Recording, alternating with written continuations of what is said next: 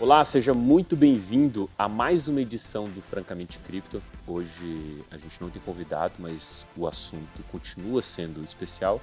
A gente vai falar sobre FTX, contágio e derrocada, né? Contar um pouco dessa história para você, do que a gente acompanhou aqui nos últimos dias e, obviamente, tentar traçar aqui alguns cenários possíveis e coisas que eu acho que todo investidor deveria ficar atento daqui em diante. Mas antes de entrar no assunto, queria dar boas-vindas aqui aos meus dois co-hosts.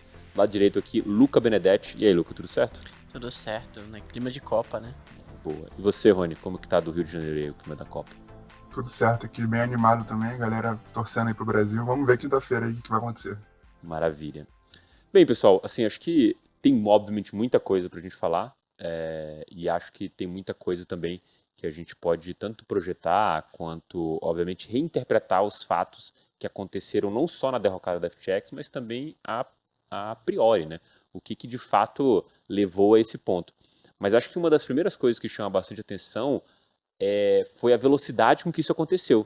Quando a gente olha a primeira notícia que saiu na CoinDesk ali, colocando algumas dúvidas ali sobre solvência da FTX barra Alameda, você tem do dia 2 sai essa notícia, no dia 11 a FTX preenche ali o Chapter 11, né, tipo, entra em falência de fato a empresa, e isso pega, obviamente, muita gente de surpresa, e como a gente vai comentar aqui, muita coisa acabou se deteriorando no meio do caminho, né? Outras empresas, outros fundos acabaram sofrendo com esse cenário. E nessa perspectiva, assim, eu queria pegar a primeira impressão de vocês como pessoas que viram isso, assim como eu, de maneira atônita, né? A derrocada, né? A queda atrás de queda e tal. Qual foi aí o sentimento de vocês nesse período entre o dia 2 e o dia 11 aí, que pareceram que foram, eu acho que 10 anos pelo menos em cripto? O primeiro, Luca, aí, o que você sentiu aí nessa época, Luca? Decepção. Primeiro tristeza profunda, depois decepção. Eu acho que a primeira coisa que me veio na cabeça é que, pô, muito se falava sobre a maturação do mercado, muito se falava sobre como esse mercado tinha evoluído, como tinha deixado de ser uma brincadeira de criança para ser algo mais profissional. E a gente vê uma empresa que nem a FTX, que hoje a gente sabe, assim, depois de toda a documentação que saiu do processo de falência e tudo mais, que era gerida de uma maneira completamente amadora, sem nenhum tipo de controle, contabilidade praticamente não existia, você não tinha estrutura corporativa, você não tinha nada, você tinha basicamente um monte de jovens adultos ali que ganharam algum dinheiro e falaram, vamos montar uma exchange, e foram tocando e nunca pararam para organizar o negócio de fato, e as pessoas começaram a depositar confiança naquele cara, e chegou um ponto em que você tinha uma empresa com valuation bilionário, multibilionário, diga-se de passagem, que era administrada por um monte de maluco da faculdade. Assim, basicamente. Sabe aquele cara da sua república, da faculdade? Era isso que rolava ali dentro da FTX. É como se você desse para aquele cara da sua república que Organizava a festa. organizava a festa, vomitava a casa, bagunçava tudo. Você desse pra aquele cara a chave do império de 32 bilhões de dólares nas Bahamas e falava, é seu, faz o que você quiser aí, mano. E o cara simplesmente não conseguiu organizar, não conseguiu tocar o negócio, e a gente acabou dando no que deu, né? A gente viu isso muito claramente, o processo rápido de como a imagem do SBF se deteriorou, né? Ele era visto, o SBF é o novo Warren Buffett, saiu na capa da Fortune Magazine. Agora as pessoas falam que ele é o novo Madoff, né? Então, enfim, acho que fala muito do que aconteceu e do meu sentimento mesmo de ter visto isso acontecer. E você, Rony, tem alguma percepção um pouco melhor que a do Luca ou horrível quanto? Cara, infelizmente não quase tão ruim quanto, né? Acho que para resumir assim em uma palavra, eu diria choque, né? Acho que tanto pela questão da velocidade que aconteceu tudo, né? Até isso que você falou, né? Do dia 2 ao dia 11, a parada foi de 32 bi a zero, né? Algo que provavelmente nunca aconteceu parecido em qualquer mercado que seja, ou se aconteceu também foi algo tão chocante quanto, né? E não só por isso também, né? Toda a conjuntura já estava muito negativa, né? Penso que, esse ano a gente começou uma grande guerra no mundo aí, né? Lá em fevereiro com a Rússia e a Ucrânia. A gente estava com um cenário macro muito ruim, cenário cripto muito ruim também desde o final do ano passado. A gente teve a derrocada da Terra Luna, Three Hour Capital e todos os contágios que essa primeira crise já desembocou, né? como a Celsius, por exemplo, e aí, quando a gente achava que tinha um player aí que estava tentando, de certo modo, salvar aí, por exemplo, o BlockFi, e salvar outras empresas do ramo aí que poderiam tentar começar a reestruturar o mercado cripto, né? A gente vê que não, mais um caso de um rug pull, e talvez um rug pull, talvez o pior rug pull que já aconteceu aí no mercado. Então é bem isso que o Luca falou, assim, bem decepcionante, bem triste, assim, ver que a FTX era uma grande palhaçada, isso é verdade, né? É óbvio que agora falar é fácil, né? A gente não sabia isso quando estava acontecendo, mas é realmente muito triste você ver o jeito que evoluiu as coisas, e a rapidez dos eventos justamente reflete essa falta de profissionalismo aí que os gestores tinham, e todas as consequências que eles estão fazendo aí com certeza vão ser sentidas aí nos próximos meses, muito forte, e até mesmo nos próximos anos, um pouquinho como foi com a Mt. Gox e com outros problemas aí. Então, não, minha visão também é bem pessimista e bem negativa sobre esse evento aí. Só fazendo um comentário, né? Acabei comentando um pouquinho sobre essa questão da maturação do mercado cripto. E tem um ponto que eu vejo maturação sim, assim. Antigamente quem tomava golpe era só o varejo, agora a gente tem um institucional tomando golpe também. Então tá todo mundo tomando golpe igual. É verdade, a gente trouxe equiparou, né, o varejo com o institucional, não da maneira que a gente quisesse, mas foi dessa forma. Cara, o que me chama a atenção muito no caso, e óbvio, né, a gente vai descobrir muito mais coisas, acho que esse episódio aqui do Francamente Cripto é longe de ser o que vai cobrir tudo ou que vai conseguir envisionar quais serão os próximos passos disso. Mas acho que tem muita coisa que vai aparecer ainda, mas tem coisas que já estão muito claras, né? E acho que aqui a gente vai trazer uma discussão, eu vou tentar ali colocar um pouco do começo dessa história até o momento em que sai essa notícia da CoinDesk, né? O que aconteceu anteriormente, como que a gente chegou até esse ponto em que a Alameda e a própria FTX se tornaram insolventes. Mas sintam-se à vontade para acrescentar qualquer coisa que que eu perder aqui no passo, ou de algumas coisas que você leram, porque até tem um prospecto aqui interessante dessa leitura de Alameda FTX. Mas vamos aos pontos, né? A Alameda ela é fundada em 2017 pelo SBF, não, o Sam Bankman-Fried, né? Ou Fraud, como você quiser chamar, e a Tara McAulay, acho que é isso o nome dela. A ideia é de ser uma empresa de trade quantitativo, e naturalmente você fazendo isso, você acaba enveredando para a questão de market maker, arbitragem, o de farm e trade de volatilidade, o que é natural, né? Você, a partir do momento que você é market maker, que você consegue tirar algum dinheiro, tem uma questão muito clara aqui na questão do market maker, que é um negócio em que você, vamos supor que você investe $5.000, provavelmente se você tirar $1.000 no dia, não quer dizer que amanhã, se você botar $6.000 ali dentro, você vai conseguir continuar tirando o mesmo percentual. Ele vai continuar tirando aqueles $1.000, ou seja, não tem como você crescer um business dentro de um book só. Então é natural que esse cara faça market maker de vários outros mercados, de vários outros pares de negócio, e naturalmente começa a procurar oportunidade de arbitragem. E aí é onde realmente ele consegue aumentar essa carteira de investimento deles e conseguir ser lucrativo.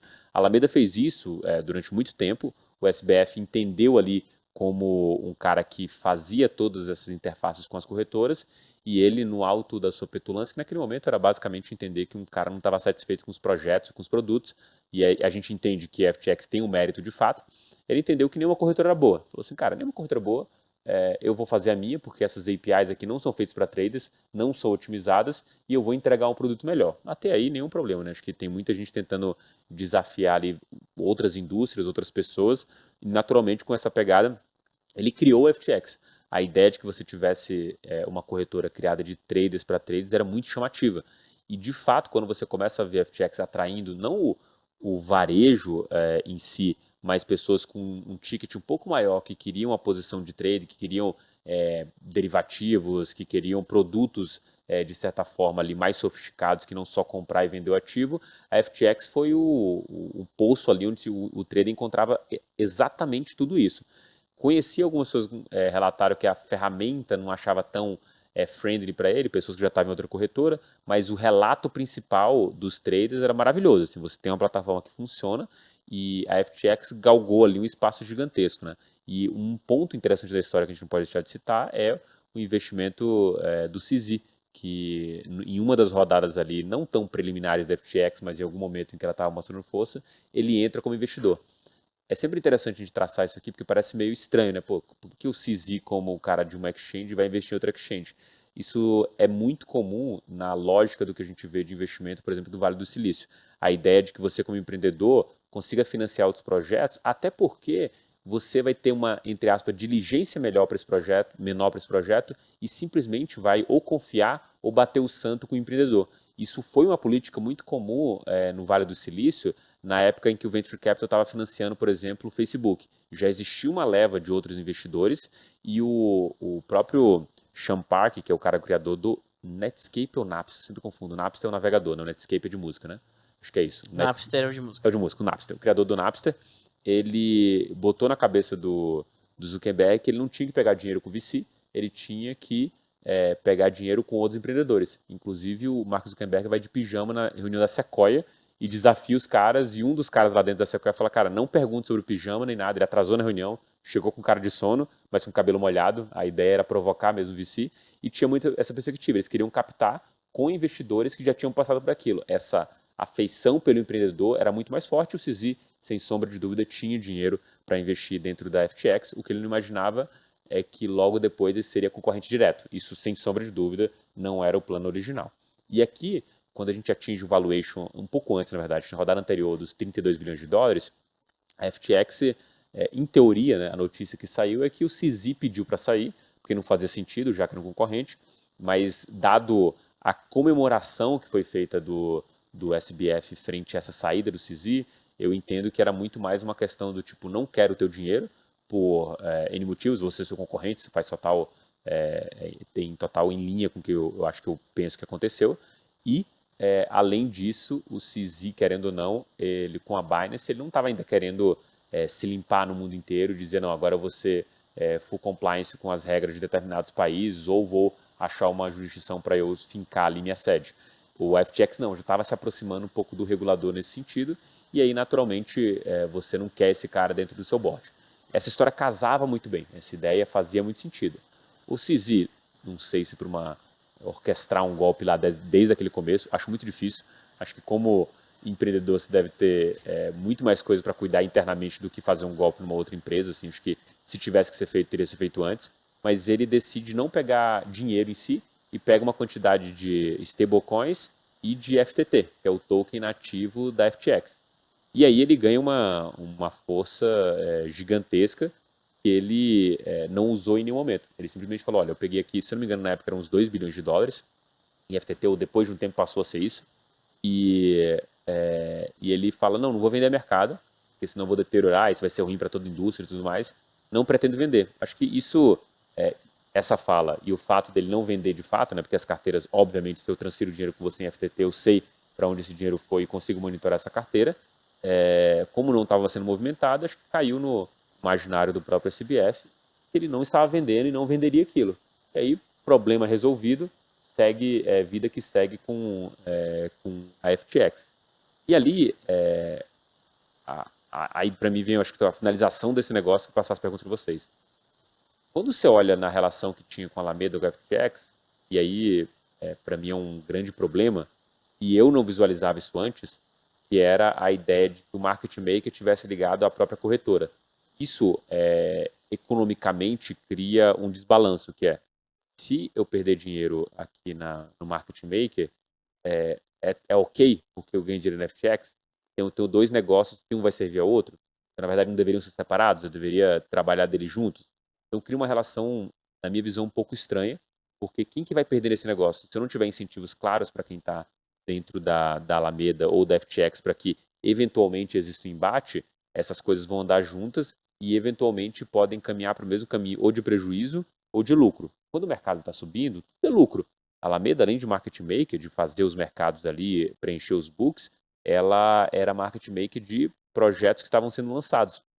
Já tive acesso a alguns desses documentos da Alameda. A Alameda pegava os tokens de graça. Era exatamente isso, token de graça por 5 anos, tem a opção de compra muito abaixo do preço que eu estou botando aqui de target, e no final de tudo isso eu posso devolver para você todos os tokens, se eu quiser. Se esse negócio for a zero, eu te devolvo zero, ou eu posso ativar as opções de compra, mas eu tenho 5 anos para ter essa opcionalidade. Então o cara recebia dinheiro de graça, fazia o market maker, com essa associação com a FTX, ele conseguia, inclusive, ter controle do book a ponto de, assim, isso óbvio, possibilidade de manipular esses preços dos ativos. E essa relação, quando você olha, quando está dando certo, ela é muito apetitosa, né? Que é, por que eu não faço mesmo? Por que eu, como corretor, não tenho um braço de market maker aqui e consigo fazer essa relação da mesma forma, listo os ativos, tem um grande poder, começa a crescer. Faz sentido no bull market, mas quando a gente olha para o bear market, começam a entrar algumas questões de gestão de fato. E aí é que eu acho onde o CISI erra, onde o SBF erra, que é não saber gerir esse tipo de relação e cortar talvez as coisas que estão dando errado para deixar que elas estão dando certo evoluir. E quando aí sai o negócio da CoinDesk, você já está com o problema montado. E a derrocada ela é rápida por isso, porque talvez o problema já aconteceu anteriormente, né? Já está montado a arapuca. É só puxar ali que vai cair tudo por baixo.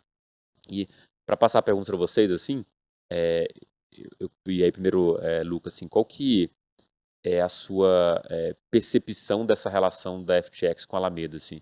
O que talvez seja mais nocivo nisso tudo, assim? Ou não? Temos um mismanagement aí do SBF que é muito pior que tudo? Ou tem alguma coisa que seria uma relação aí meio de... talvez a palavra certa não seria nem promiscuidade, porque não estamos chegando nesse ponto, mas alguma coisa como conflito de interesse. Com certeza existia conflito de interesse ali. A gente tinha até informação que a Alameda não sofria liquidação dentro da própria FTX. Você tinha N coisas ali, N benefícios para a Alameda estar operando dentro da FTX. Então, basicamente, a Alameda era um braço da FTX. Ela não era uma empresa separada. Ela era a divisão de market making da FTX.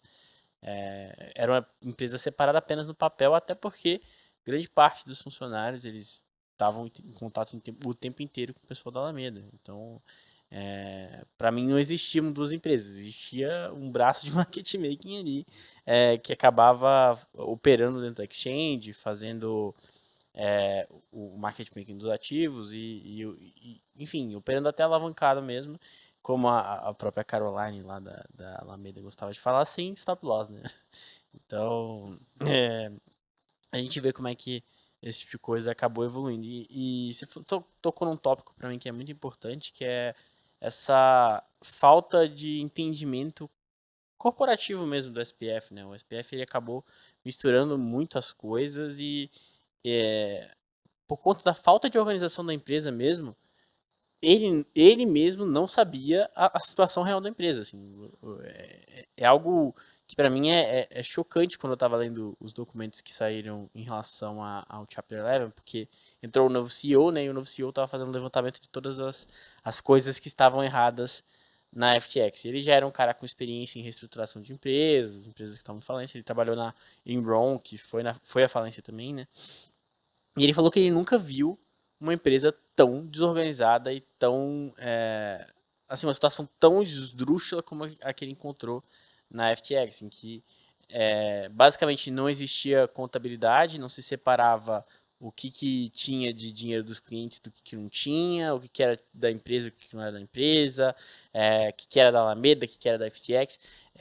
Chegou um ponto em que a FTX não tinha nem dentro da sua própria contabilidade o tanto de saldo dos clientes que estava depositado ali. Não existia isso na contabilidade ali da empresa. Então, os caras não sabiam nem quanto eles estavam devendo para os clientes, assim, para os clientes poderem sacar o dinheiro em paz. Por isso que quando o SPF chegava no Twitter e falava, ó, a gente tem os ativos aqui, fiquem tranquilos, não precisa fazer uma corrida ao banco, não sei o quê, porque a gente tem tudo aqui nas nossas reservas, ele estava claramente mentido, porque nem ele sabia se eles tinham ou não, assim. Era uma coisa de um amadorismo e que chega assim a ser revoltante você pensar que uma empresa dessa chegou ao nível que a FTX chegou, assim, de crescimento, de investimento, de conseguir captar. Para mim é um sentimento muito claro daquela fase que a gente estava passando em 2019, 2020, 2021, de dinheiro muito fácil. Assim, a gente tinha dinheiro muito fácil, muito fácil, muito fácil. A galera que era de venture capital, que era de investidor mesmo, tava com aquele dinheiro fácil, não sabia onde alocar e começou a alocar em qualquer coisa. Inclusive coisas que você não tinha nem um mínimo de entendimento de como funcionava o negócio por dentro. Assim. Porque para mim, É muito claro que uma Sequoia, uma Multicoin Capital, um VC grande desse, não colocaria dinheiro em algo que ele sabe que roda dessa maneira, que estava sendo rodada a FTX. Foi muito mais uma crença na identidade do SBF, no mito que ele criou em volta da sua identidade, do que qualquer outra coisa. E isso toma claro realmente desse dinheiro fácil. Tenho um dinheiro sobrando aqui, tô cheio de LP aqui no meu fundo, vou colocar dinheiro em onde encaixar o meu dinheiro e vai ser isso aí mesmo. Eu não tô nem aí com due diligence, ferre-se isso, eu tô com dinheiro fácil mesmo. E aí quando a situação muda, quando a gente tem esse aperto monetário agora, que a gente começa a ver que essa alocação não foi nem um pouco inteligente, assim, que os fundos acabaram colocando dinheiro em quem não fazia uma administração direita dos recursos, quem não tinha um mínimo de entendimento do que estava fazendo ali, que era o caso, claro, da Alameda. Assim, para mim, é revoltante ler os documentos da falência. Assim, acho que, assim, até antecipando talvez a mineração da semana, cara, quem tiver a oportunidade, por favor, leia aquilo ali. Eu te garanto que você vai querer, assim, arrancar os cabelos, ainda mais se você perdeu dinheiro na FTX. Na verdade, se você perdeu dinheiro na FTX, não leia, assim, você vai passar muita raiva. Mas acho que é mais essa, assim, a minha visão. Você, Rony? Cara, não, concordo com tudo que você botou aí, realmente é revoltante, tá? Eu fui afetado pela FTX, li o documento, concordo, exatamente revoltante mesmo ver o que esse cara fazia. Não só a Alameda, né, era praticamente um braço da FTX, como eles tinham também outras mais de 100 empresas que todas basicamente eram puppets, né, do SBF. E aí ele fazia o que ele queria com a contabilidade, entre aspas, né, que ele fazia, que, como você falou muito bem, não existia, né. Não é... Até na minha cabeça eu consigo comparar muito a fase da Ethereum Foundation antes de entrar a Mia Yamaguchi, que é a CEO agora, era uma bagunça, exatamente o que era a FTX agora, né. Então, realmente o que eles precisavam era alguém para organizar a casa e acabou que veio o bear market antes disso e veio a CoinDesk com a matéria antes disso, expondo aí todas essas porcarias que eles faziam e causou a derrocada aí do império dele, né? Mas outra coisa que me chama a atenção também, só para adicionar, é essa questão que você falou do due diligence, né? A gente teve muitos fundos investindo, a gente teve muitas pessoas físicas famosas, milionárias, Gisele Bündchen, Tom Brady, Stephen Curry, o próprio time do Golden State Warriors também estava envolvido, né? Muita gente com muito dinheiro que, porra, não falta dinheiro para esses caras pagarem alguém para fazer uma due diligence, né, aprofundada, botando centenas de milhões de dólares nessa parada e aparentemente não fizeram nenhuma background check, né? Você, antes de toda essa derrocada, você até olhar, pô, não, essa galera tá envolvida nisso, os caras sabem o que eles estão fazendo, né? Eles não estão botando tanto dinheiro assim numa parada shady. Mas sim, cara, esse é o que é mais incrível desse novo caso aí da FTX, né? Porque você falou, agora os VCs também tomaram rug pull, os famosos também tomaram rug pull, tá todo mundo tomando rug pull junto. Então, enfim, é bizarro a dimensão que isso tomou e a desorganização que tinha dentro da empresa. É revoltante mesmo.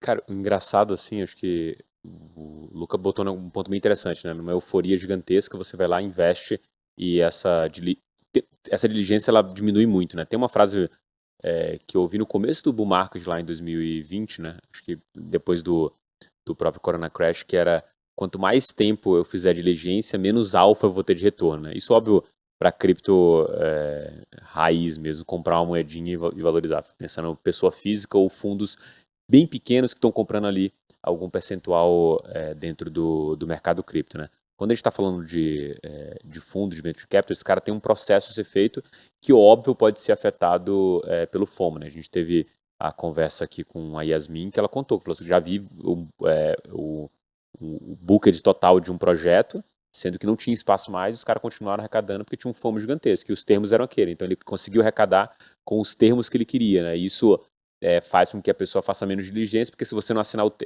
a mesa vira, né? Se você não assinar o termo hoje, beleza, você não assina e a gente vai para um outro aqui. Então essa diligência acaba sendo, putz, se a Sequoia tá aí dentro, se a Multicoin Capital, alguém deve ter visto esse negócio com detalhe, e agora a gente está só vendo o resultado que ele está tendo de retorno dentro da exchange, mas você não sabe quanto de liability ele assumiu e nem sabe quando que começa de fato essa história de total descontrole, né? Porque assim, Se você tem um descontrole de uma empresa, entre aspas, você tem um descontrole de uma empresa muito pequena, sei lá, você tem você e mais um funcionário, você paga as contas lá todo mês, que vai recolhendo imposto e tudo mais, você pode ter alguma mismanagement ali em que você está usando um pouco do dinheiro da empresa para pagar uma conta pessoal, mas não tem como o rombo ser nominalmente grande porque a empresa é pequena. E também nem percentualmente grande, porque qualquer coisa que você fizer a mais percentualmente grande, vai faltar dinheiro para pagar a luz. E aí você vai perceber de um mês para o outro. Então é mais difícil fazer acontecer esse tipo de coisa. Quando você está falando de uma empresa desse de bilhões, assim, a massa de dinheiro é do cliente. Então a chance de você fazer uma cagada se você não tiver uma contabilidade é muito gigantesca por isso. Porque assim, não é que vai faltar dinheiro para pagar aluguel lá do escritório ou para pagar água, porque assim, o cara tinha 10 bilhões de clientes na mão. Nossa, não é o setor do Vasco. E, e não é isso que vai acontecer. É uma coisa, quando ele perceber, já era. Porque se você está devendo 1 bilhão, 2 bilhões, não tem gente para resgatar. Até o próprio caso agora da Gênesis, que está atrás de 1 bilhão e provavelmente vai falir, não tem gente para investir. Assim como não tinha gente para investir na FTX quando ela foi atrás e assim, recorreu ao CZ e o cara simplesmente ali, acho que deve ter sido. Queria ter sido uma câmera ali para acompanhar o CZ, como foi esse momento de receber a notícia e viver assim esse momento de tomar a decisão se você vai falir ou não o seu concorrente e depois falar que vai falir de fato, né? Acho que na época eu até achava possível a Binance vir salvando, mas depois de entender algumas coisas, até que o Tota trouxe num evento interno que a gente teve no MBA, fica muito claro que não, assim, imagina a quantidade de term sheet que esse cara tinha assinado de diferentes com os VCs, assim, imagina quais eram os termos específicos, né? Imagina ter que avaliar tudo isso para tomar a decisão de comprar uma empresa ou comprar antes de avaliar, assim, era basicamente impossível, né? Então, assim, muito claro isso. A outra coisa que a gente avaliou aqui que poderia ser possível era essa massa de VCs aí com 23 bilhões de dólares de dry powder, né, que poderiam queimar ali em algum investimento, em conjunto fazendo isso com algum player americano, o que parece também improvável por essas mesmas questões e também porque os VCs eles gostam muito de investir naquilo que está subindo e crescendo.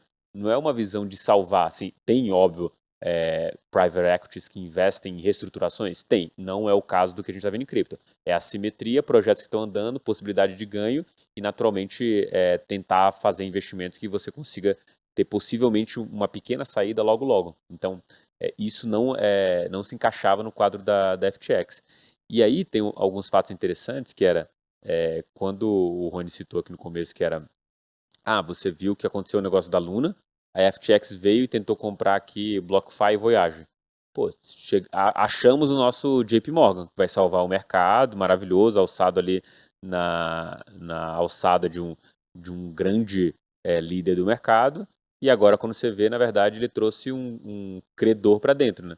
Era um cara que ia parecer que ele era credor, né? Que a FTX devia dinheiro para ele trouxe para dentro, então não tem mais dívida, não tem quem cobrar, o cara que está cobrando está dentro, e abriu uma linha de 400 milhões aí para a própria BlockFi, com opcionalidade de compra de 240 milhões. Ou seja, de quem que você acha que esses 400 milhões?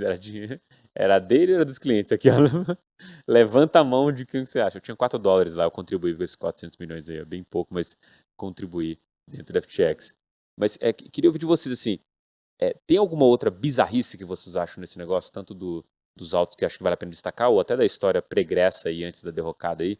Primeiro, Rony, vou passar para você aí, que você está muito pensativo. Vou botar a bomba para você, assim. Tem alguma coisa que te chama muita atenção? Cara, nessa história da FTX, alguma coisa que chama muita atenção.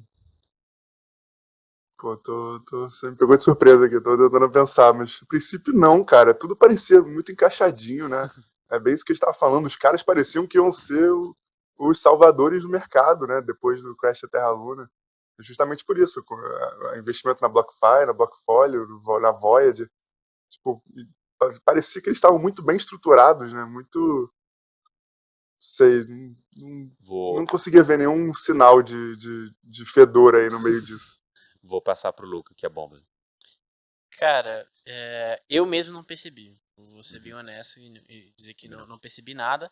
Porém, eu vi alguns prints de um group chat de algumas figurões do mercado, assim. E aí tinha uma galera mais bem conhecida do mercado e um deles, inclusive, era o Suzu da Three Arrow Capital. E nesse grupo, o Suzu da Three Arrow Capital levanta uns questionamentos bem contundentes assim sobre a Alameda, porque parecia que a Alameda tinha um esquema de promover para quem fosse liquidity provider para eles e tal, um esquema que o cara ganhava 15% e era garantido, não sei o que, e tinha um marketing bem forte disso, né? E as questões que os Suzu levantavam eram, cara, como é que esses caras estão ganhando esse dinheiro? E outra, se ele garante para você 15%, porque ele tá fazendo marketing. O cara que faz isso, ele não precisa de marketing. Ele vai no boca a boca ali e uma hora toda a grana tá na mão dele. Então, o Suzu, muito por ter um background de já mexer muito com arbitragem, mexer muito com esse tipo de trade, né? Ele vem de um background de Forex dentro do mercado Forex dentro de bancões, né? Bancos de investimento grandes. Acho que, se não me engano, ele é um ex... Morgan Stanley, uma coisa assim. É um bancão grandão, né? Ele é ex um bancão grandão desse de investimento. E aí decidiu montar o fundo lá junto com o sócio dele. Os dois estão forajudos aí, né? Mas curioso, né? Que um bandido reconheceu o outro. Eu ia falar exatamente isso aí. Ele achou estranho e falou assim, achei estranho, mas vou fazer também, né? E isso me viu uma questão muito bizarra de perceber isso agora, é que quando você olha para as coisas que estão quebrando nesse momento, FTX, Alameda, que aconteceu com o Suzu, todos eles têm uma raiz em comum que é a Luna. O fato de ter uma rentabilidade de 19,5% ali em UST e ter essa falsa sensação de segurança que o negócio se encaixava, assim, em condições normais de temperatura e pressão a coisa rodava, o problema é se alguém atacasse o valor da moeda UST como aconteceu, a coisa parecia funcionar muito bem. Inclusive, tem teses, se não me engano, ou de PhD, ou a gente está falando de uma tese de mestrado, não estou falando de uma tese de um cara que acabou de sair da faculdade, defendendo que a Terra Luna não quebraria, porque ele tinha um algoritmo, um sistema muito bom, ou seja, tinha uma capacidade científica ali por trás de provar que aquilo funcionaria muito bem. E óbvio, pautado com todas as outras pessoas que estavam investindo, quem estava por trás, a quantidade de transparência que existia de fato, acho que isso chamava bastante atenção. O mercado foi com tudo nessa visão de capturar esses 19,5. Agora, quem que capturava e como que ele repassava isso para frente? Era exatamente essa lógica. Por que eu estou oferecendo 15% para você? Porque talvez eu pegue 17, o 19,5 da Luna. Aí esse cara que entrega para você na Alameda, que dá 15%, oferece para o outro cara a possibilidade dele ganhar até 11% de rentabilidade. Isso vira um efeito cascata, em que diretamente ou indiretamente, absolutamente todos os protocolos de lend centralizados estavam de alguma forma ligados ao Luna Crash. Por quê? Se esse cara, a BlockFi, consegue oferecer hoje, ou conseguiu oferecer, lá, se não me engano, 6 ou 8% em Bitcoin, é porque tinha alguém que estava rentabilizando para isso, aquela. E as respostas eram muito evasivas, porque exigia ali uma questão de segredo de negócio, que era, o que vocês fazem? A gente faz um pouco de arbitragem, a gente faz empréstimos em protocolos de DeFi, a gente faz empréstimo para CeFi do que a gente considera mais reliable possível. Pô, isso aqui não explica nada para mim. Agora, se você falar assim, quanto percentual você tem em cada uma dessas coisas? Não, não vou abrir porque isso é segredo de negócio. Ou quanto de volume você gira. Só que quando você vai no detalhe, o cara, se eu te ofereço 15, eu tenho pelo menos, sei lá, 90, 80% do meu dinheiro. A Gênesis oferecia 2 a 3% analisado em Bitcoin. Assim, ela não estava direto dentro da Terra Luna, mas no momento em que a rentabilidade dela começa a cair, ou ela sofre as perdas que foi por causa da própria Luna Crash, ela tem que se virar. E aí aparece um cara oferecendo a 15%, pô, é você, porque você é reliable, olha o tanto de investimento que você recebeu. Então me manda um contrato aqui, a gente vai assinar, porque eu não coloco na conta a possibilidade de você quebrar. E esse não colocar na conta a possibilidade de quebrar é o que custa mais caro. E isso para mim me impressiona. A conclusão que eu tiro desse desenho que a Luna é a raiz de todo o problema é que, cara, você precisou de um esquema ponzizão para trazer o cenário cripto, sei lá, 2, 3 anos para trás. E a gente nem sabe se as consequências acabaram aqui, né? As perguntas que tem hoje sobre a Genesis, sobre a Grayscale, são muito tensas de você pensar, né? A Grayscale tem 600 mil bitcoins ali travados dentro dela. O que acontece se a empresa falir? Tipo, alguém compra essa massa falida e vende e pode se desfazer da posição? Ou alguém compra e toca o negócio, sabe? Tipo, não tem essa resposta na mesa. E aí você não sabe se vão ser 600 mil bitcoins que vão estar ali para serem vendidos, ou se a gente vai ter 600 mil bitcoins no mesmo business gerido por outra pessoa que comprou em espécie essa massa falida. Assim. Acho que tem muito mais perguntas hoje, depois desse caso da FTX, do que respostas, e com certeza um mercado totalmente ali ressabiado de cripto, assim. A Gênesis não vai levantar 1 bilhão porque o negócio tá quebrado, não vai levantar porque ninguém quer mexer com cripto mais. Quem tem 1 bilhão, o último lugar que ele quer colocar esse dinheiro é dentro de cripto, né? Mark Cuban saiu distribuindo um follow, né? Esse é bom, esse é um fato interessante. Conta aí pro nosso ouvinte o que aconteceu. Bom, o Mark Cuban saiu distribuindo um follow pra todo mundo de cripto. O cara, tudo que era de cripto que tinha no Twitter dele, ele limpou. Falou assim, cara, não quero mais ter nada a ver com esse mercado, vou limpar minha TL disso aqui, quero nunca mais ver cripto na minha vida, assim. Basicamente foi essa a mensagem que ficou, né? E pra mim isso é muito anedótico também, né? Fala muito do momento que a gente tá no mercado. O cara capitulou, assim. O Mark Cuban capitulou. E é uma gastura de fato, né? Eu acho que o sentimento é esse. Você fala, Rony, pode falar. Não, é exatamente isso. É o clássico cara que não entende o que é blockchain, não entende a diferença de, tipo, custódia, né? O cara que captura nesse momento, exatamente isso, né? E também demonstra um pouco desse sentimento de merda que tá no mercado, né? Generalizado de modo geral, né? Também muito espalhado por gente que também não entende exatamente como funciona, né? Mas é realmente muito anedótico mesmo de um bórum ou de uma situação perto de um bórum mesmo, um cara desse assim começar a dar um follow em todos os protocolos, é muito engraçado. Eu também acho que a gente tá bem perto desse fundo, né? A questão agora é justamente entender esse contágio da FTX, quem ainda vai falir, quem não vai falir, como é que a gente vai andar, mas parece que o mercado já está meio que entendendo um pouco disso, né? Pelo menos na minha cabeça eu vejo que o mercado já, pelo menos, acho que já precificou pelo menos um pouco do risco da Genesis falir ou de alguma coisa parecida acontecer e a gente não vai cair muito mais do que a gente já caiu. Acho que no máximo do máximo a gente vai uns 10 mil dólares e fica por isso mesmo. Que assim, olhando para onde a gente está agora é o quê? Mais uns 25%, 20% por aí. Então é tranquilo, né? Não é nada demais para quem já está acostumado com cripto, né? Essa volatilidade gigantesca, esse bear market sofrido. Assim, para você, ouvinte, né, que tá aqui ainda é um investidor de cripto, ainda tem fé nesse mercado, mesmo depois de todos esses quebra-molas aí no meio do caminho, eu queria dizer que, cara, você sobreviveu ao pior bear market da história, assim. Não teve um bear market pior do que esse, assim. Foram quebra atrás de quebra de protocolos grandes de tudo qualquer tipo, assim. Você teve market maker falindo, você teve protocolo de mais de 60 bi de market cap falindo, indo a zero do dia pra noite.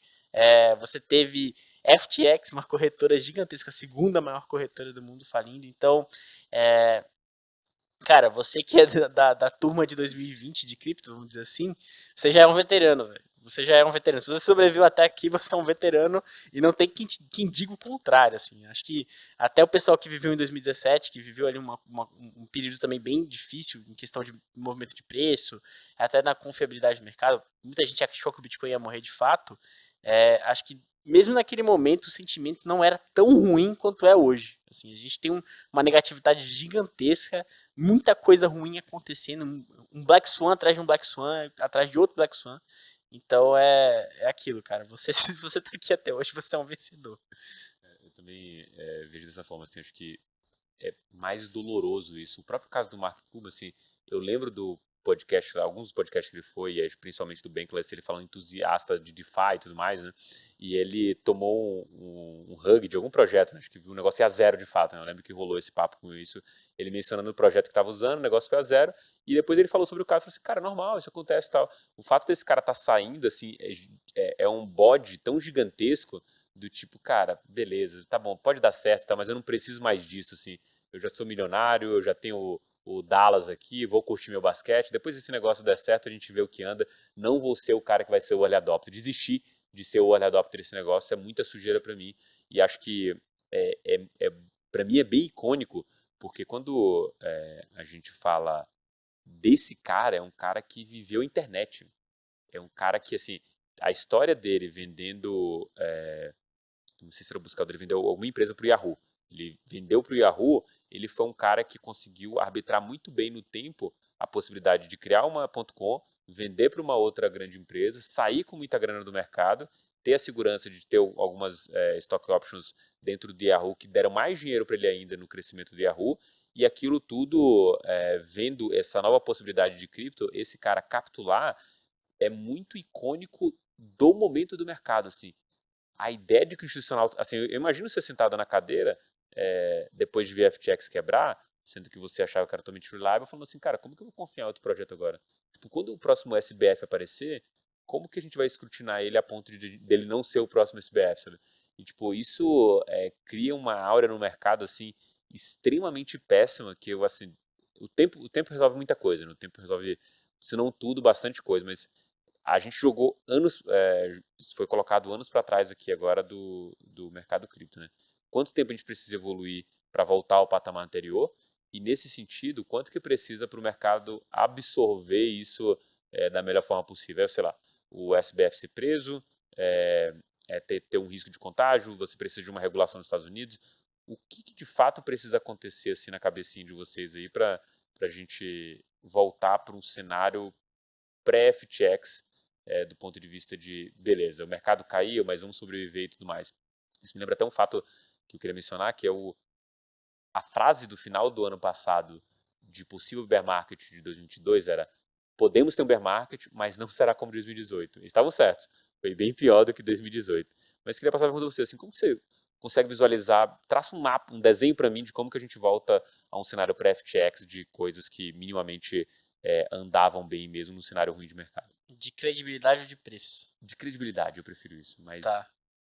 Cara, de credibilidade acho que é difícil. A gente tem uma caminhada bem longa para se fazer. Acho que muito do que se dava de crédito ao mercado de cripto foi desfeito com o que aconteceu com a FTX, né? Principalmente aquela coisa que a gente já tinha comentado no início do episódio, né? Aquela questão da maturação do mercado cripto, da adoção institucional. Acho que agora o institucional, que já estava ressabiado de entrar nesse mercado, né? A gente tinha só o institucional que é um pouco mais assim, que gosta mais do risco, que já estava nesse mercado, o cara que já é mais ressabiado não estava colocando o pé nisso ainda. Acho que esse cara fica mais ressabiado ainda, esse cara que não colocou o pé em cripto, mas estava olhando e falando, tem alguma coisa ali, quando a gente se sentir mais seguro a gente entra. Esse cara já não pensa mais assim, esse cara já voltou a pensar, cripto é tudo scam, cripto é tudo golpe. Acho que não existe mais esse pensamento. É muito difícil você fazer com que esse cara volte a pensar positivamente sobre cripto. Mas por outro lado, você tem durante essa bull run a gente teve alguns players que por mais que eles tivessem assim, por mais que eles tenham visto isso acontecer, esse evento horrível ocorrer diante dos olhos deles, eles mantêm firmes com cripto. Assim, acho que um exemplo claro para mim foi o que os analistas do JP Morgan falaram. Assim, o JP Morgan, que é um bancão, ironicamente, né? Os analistas do JP Morgan falaram, essa crise que está ocorrendo com cripto agora foi provocada por protocolos centralizados, por empresas centralizadas e não por protocolos descentralizados. A raiz estava na centralização e não na descentralização, então por isso a gente continua acreditando nos protocolos descentralizados, sabe? Eu acho que teve muita gente que aprendeu também a fazer essa distinção, né, ao longo desse mercado, ao longo desse ciclo de mercado. Então, teve algumas vitórias, teve mais derrotas do que vitórias, mas de forma geral, o que eu acho que tem que acontecer? A gente tem que ter um caminho mais claro para a regulação, que ainda é muito nebuloso. Faz anos que a gente fala que esse caminho é nebuloso e ele continua nebuloso, o que para mim é revoltante, no mínimo. E, assim, fica ainda mais difícil quando você tem os reguladores almoçando com o SBF. Então, fica difícil, né, você defender esse tipo de coisa e querer que a regulação ande quando os caras estão discutindo com o maluco que causa toda essa confusão no mercado. Mas eu acho que, de fato, você precisa ter essa clareza regulatória, você precisa que a regulação seja feita de uma maneira em que você não mata a inovação. Para mim, esse é o ponto principal. Você não pode matar a inovação com a regulação, você não pode chegar e justificar uma regulação extremamente rígida por conta de um fato triste, que é o da FTX. Se o regulador chegar e falar, não, agora vamos regular tudo, não vai ter espaço para acontecer mais nada aqui, não é o que eu quero também. E não acho que seja o que o mercado quer também. Mas que a regulação está assim, na maior urgência que já esteve ao longo de todo esse período de crescimento do mercado cripto, ela tá. A gente precisa da regulação. Agora, ela é o ponto principal? Acho que não. O ponto principal para mim é transparência. Acho que até nas nossas discussões internas aqui eu levanto muito esse ponto, que se a gente tivesse transparência, o negócio da FTX não aconteceria. Se a gente tivesse transparência, a gente não teria o negócio da Three Arrow acontecendo, a gente não teria a Celsius acontecendo. Então a transparência ela é muito importante e ela não só te traz segurança, como ela permite com que você identifique problemas antes deles acontecerem. Foi o caso muitas vezes ao longo do ciclo. A gente teve, por exemplo, posições muito grandes alavancadas em DeFi, que as pessoas ficavam observando e falavam, ó, se esse cara aqui for liquidado, a gente vai ter uma queda muito forte do preço do Ether, vai dar um BO gigantesco e tal, e ficava um burburinho no Twitter, e aí o cara via e falava, não, peraí, vou colocar mais colateral. E isso aconteceu algumas vezes. Então acho que a transparência é muito importante. E além da regulação que tem que sair, eu acho que a gente passou do ponto em que se discute a necessidade e sim se discute a urgência agora, mas acho que a transparência também é algo urgente que a gente precisa adotar cada vez mais dentro de cripto como um todo, seja nas entidades centralizadas, seja nas entidades descentralizadas. A transparência tem que estar presente onde for e a gente tem que voltar pro core de cripto, assim, para os ideais sementes de cripto. O que o Satoshi estava pensando quando ele criou cripto? Ele estava pensando no que o SBF fez? Ele não estava pensando, ele estava pensando justamente o contrário daquilo, né? A gente estava pensando em criar um sistema financeiro justo em que as pessoas conseguissem entender o que está acontecendo sem depender dos bancos, dos banqueiros centrais, etc. Essa era a ideia do Satoshi, né? Então acho que tem um pouco de voltar às origens também. Mas pode falar, Rony, acho que eu tomei muito tempo aqui. Não, a resposta é completíssima, cara. Eu acho que é bem por aí pelo que você falou mesmo. Eu acho que para a gente recuperar a confiança perto de 100% aí no mercado, só com regulação a longo prazo, assim, né? Papo de 5 a 10 anos pelo menos, né? Se tudo andar direito, e a gente, como você falou muito bem, não está andando direito. Então, acho que, sendo bem pessimista, nessa estimativa 10 anos para a gente conseguir recuperar confiança de modo geral. Mas até lá, o que você falou, efetivamente aumentar a transparência, principalmente dos players de CeFi, né? Seja fazendo Proof of Reserves, Proof of Liability, Proof of Solvency, ou seja fazendo auditoria com empresas externas, ou enfim, algum mecanismo que torne efetivamente esses saldos aí de modo geral, essas liabilities todas transparentes para aí sim, você não deixa acumular o problema, como fez o SBF e depois estourar tudo de uma vez só, mas você já vai percebendo aí, né? Você deixa transparente para que o seu usuário consiga acompanhar o problema ao longo do caminho e tome as providências necessárias e conforme for evoluindo. Mas acho que é bem isso aí. Sobre esse negócio da regulação, me vem muito à mente, né, uma coisa bem tricky nesse quesito, né, que é um pouco do que você falou, assim, se tivesse que escolher, eu preferia a transparência do que, de fato, a regulação, né, a transparência, de fato, tem resolvido ali algumas questões de DeFi, que principalmente seria a posição alavancada em algum protocolo de empréstimo. Isso ficou muito claro na última derrocada que a gente teve da Luna, em que alguém falou, opa, olha aqui, ó, vai liquidar esse cara e todo mundo vai se ferrar. Assim, alguém pega o telefone desse cara, liga para ele e avisa, ô amigão, vende alguma coisa da tua casa aqui, sobe uma margem maior, porque senão não vai ferrar só você, vai ferrar todo mundo. O cara, opa, beleza, vou subir aqui. Brincadeiras à parte, assim, o cara acabou descobrindo, foi lá, aumentou o nível de margem e o mercado saiu ali de uma zona de possível queda para um alívio realmente. E aí, quando a gente olha para isso, o problema, entre aspas, dessa regulação é aquela ideia, né? Quem vigia os vigias. Porque era o SBF que estava lá conversando com todos os reguladores para montar uma legislação específica para cripto. E aí, quando você vê o primeiro draft dele, era totalmente contra tudo aquilo que existia no ethos de cripto, né? Então, a ideia de que você pudesse regular esses organismos de finanças descentralizadas era ultrajante versus o que ele mesmo fazia, né? A própria Alameda fazia assim, fazer arbitragem, usar esses protocolos, falar assim, pô, amigão, usei, foi bacana, foi legal, mas já que esse tamanho de mercado ou diminuiu ou não está tão lucrativo, agora eu quero que tenha uma regulação aqui de fato, porque eu já tirei todo o proveito possível, né?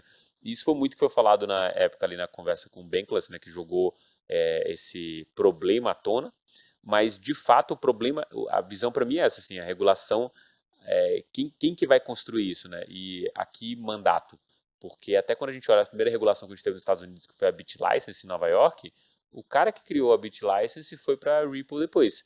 Então, ele sabia como navegar aquilo. E até 2017, se eu não me engano, eram 3 empresas só que tinham a BitLicense em Nova York.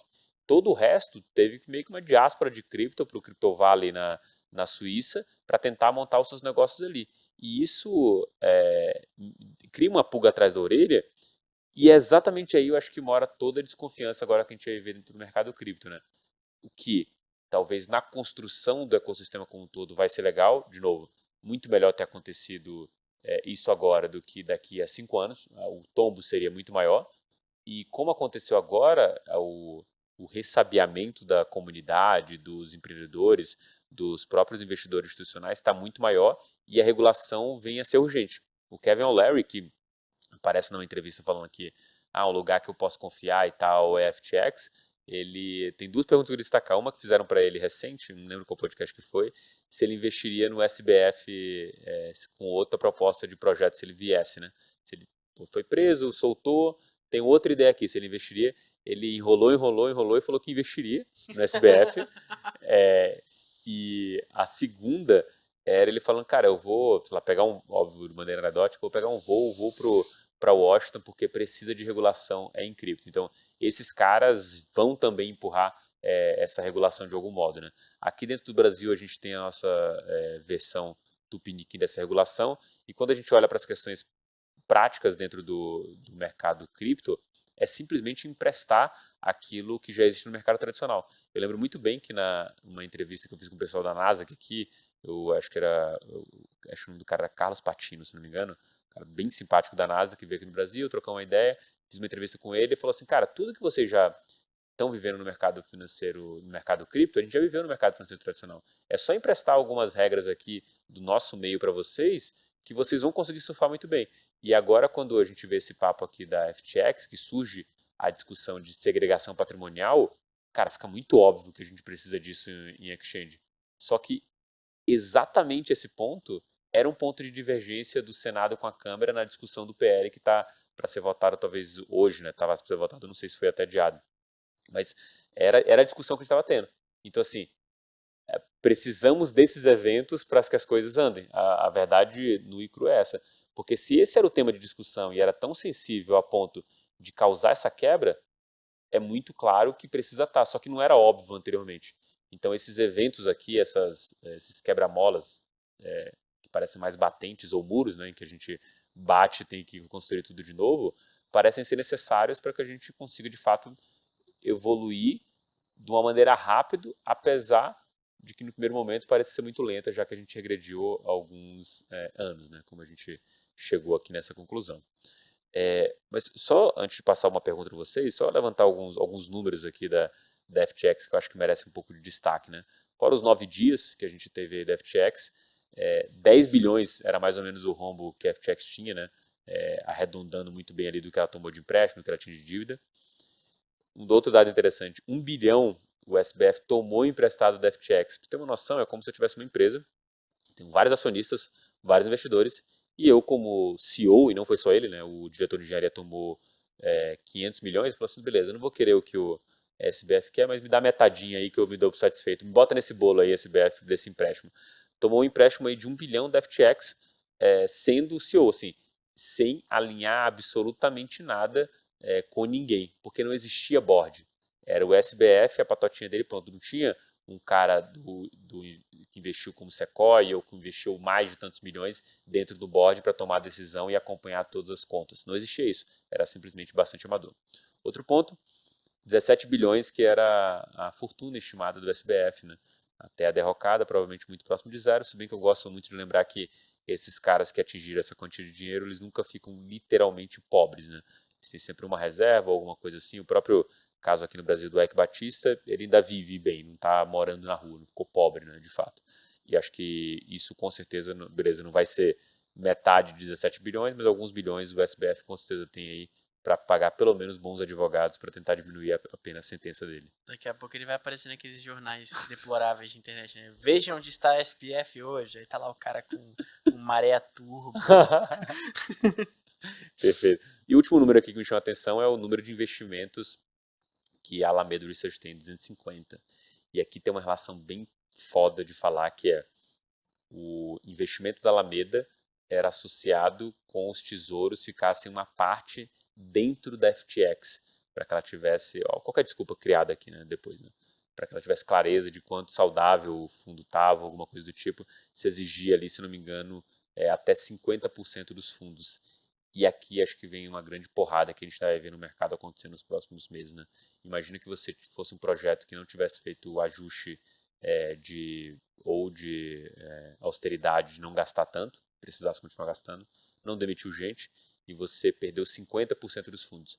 Se você tinha 12 meses pela frente, em 6 meses a gente vai ver esse negócio começar a quebrar. Até porque esses caras não têm a capacidade de levantar dinheiro. Não existem 250 investidores ou um fundo que consiga cobrir esse rombo que a Alameda deixou, no caso a quebra da FTX deixou para esses projetos, né? E aí eu queria ouvir de vocês aqui, dentro desses projetos, muita coisa da Solana. Pergunta que fica no ar, assim, o ecossistema da Solana está comprometido, isso é um fato. Agora, quão comprometido? A gente vai ver o fim da Solana ou, na verdade, existe espaço para esse cara se reerguer? Luca. Cara, eu acho que existe chance não nula aí da Solana morrer. Uma chance não nula mesmo, assim. Pode acontecer, não acho que vai ser o caso. Falando assim do que eu acho mais provável, não acho que vai ser o caso. Acho mais provável que ou Solana sobreviva na marra, e aí aguente mesmo. Aquela história, né? Pô, vamos pra cima, é isso aí, bear market mesmo, e sobrevive por conta do engajamento com a comunidade que é muito forte.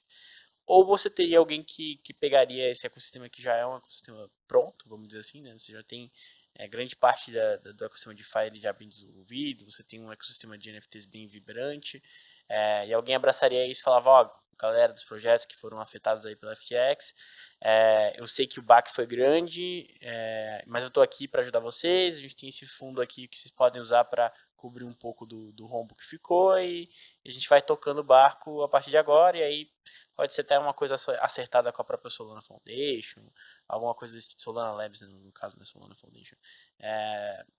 Alguma coisa do tipo, né? Mas acho que a minha visão para Solana é mais essa. Assim, existem essas 3 possibilidades e todas elas têm uma chance não nula de ocorrer. Mas eu queria ouvir mais de você, Rony. Cara, eu acho sim também que tem uma chance não nula de ocorrer. Talvez eu acho que seja uma chance um pouco maior do que o que você está pensando. O que me preocupa muito são alguns pontos, né? Primeiro, a gente está falando de quase todas as aplicações da rede, né?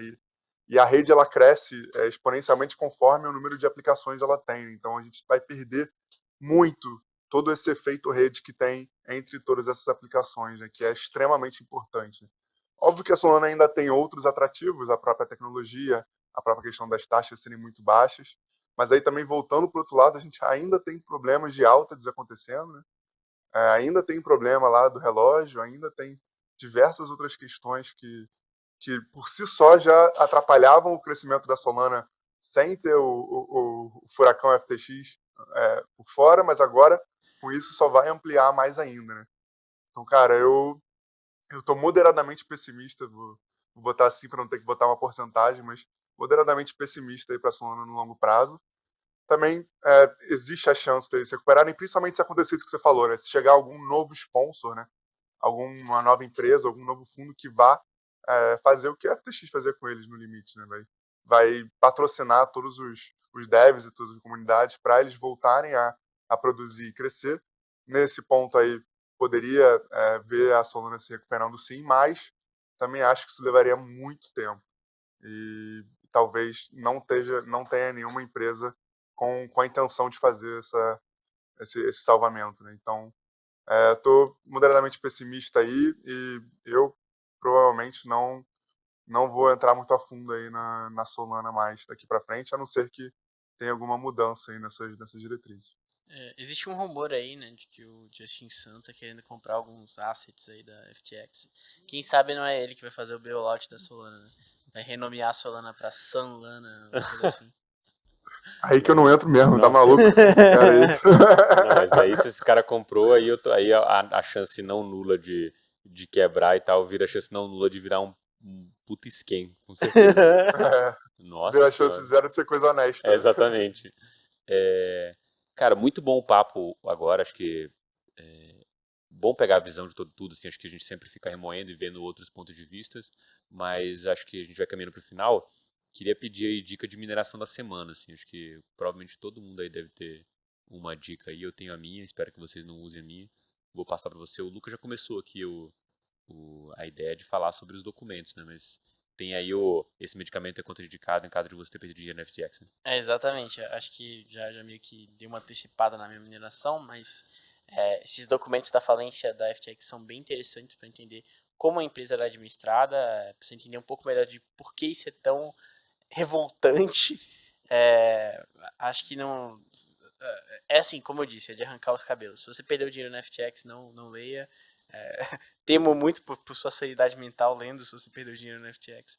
Mas se você não perdeu, vale uma lida. Você vai arrancar o cabelo do mesmo jeito. Porque se você é uma pessoa que entende o que está se passando ali por trás, o volume de dinheiro que os caras estavam mexendo e a maneira com que eles estavam mexendo, que é descrita ali dentro, você vai ficar no mínimo revoltado e vai querer assim ficar careca na marra. Mas acho que a minha recomendação é essa. Cara, eu espero que não recomende o mesmo que o seu, mas eu queria recomendar uma página do Visual Capitalist que mostra justamente o balance sheet aí que vazou da FTX, né? De um lado eles botam todas as liabilities, né? Tudo que eles estavam devendo aí para as empresas e valores, e do outro lado eles também fazem a diferença, né? Quando avaliam um saldo entre os ativos líquidos e ilíquidos. Então dá para você ter uma ideia muito legal aí olhando e fazendo a comparação dos tamanhos, né? O quanto que eles estavam gerenciando pessimamente todo esse portfólio que eles tinham aí. Mas é isso. E esse caso nem a mineração de fato, mas é interessante ver que o liability era tipo quase 9 bi, e aí você tem ativos líquidos 900 milhões e todo o resto era menos líquido ou não líquido. Na verdade, os números de fato batiam, mas era como se tivesse uma obrigação de hoje e o dinheiro que você fosse receber fosse daqui a um ano. Então, assim, não tem a possibilidade disso casar, a não ser que você acorde com o cara que recebeu hoje, que ele só vai receber dali a um ano, sabe? E esse dinheiro tem valor no tempo. E com o risco do que você está investindo dali a um ano, faz zero sentido para o cara correr, né? E de fato ele fez isso, né? A gente estava vendo nos documentos e tal, a FTX de fato tomou empréstimo para fazer investimento de venture capital. Investimento que você vai pegar dinheiro daqui a 5, 10 anos. Os caras tomaram empréstimo para fazer investimento desse tipo, assim, é revoltante, Surreal. É surreal. É surreal.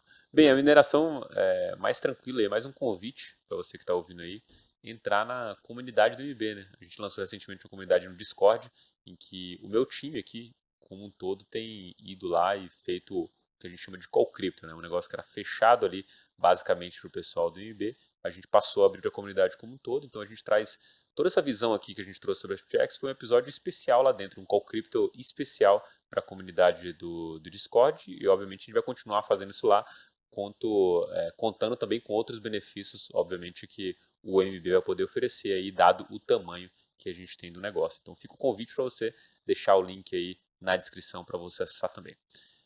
Agora chegamos ao fim. Obrigado, Luca. Obrigado, Rony. Obrigado principalmente você que chegou aqui ouvindo toda essa panacéia de discussão sobre FTX, como o Luca colocou aqui, revoltante tudo isso que a gente viu. Mas vou ficando por aqui. Não esquece de ativar o sininho, de seguir o canal e de mandar para o seu amiguinho aí que está querendo entender o caso da FTX também. Forte abraço e até o próximo Francamente Cripto.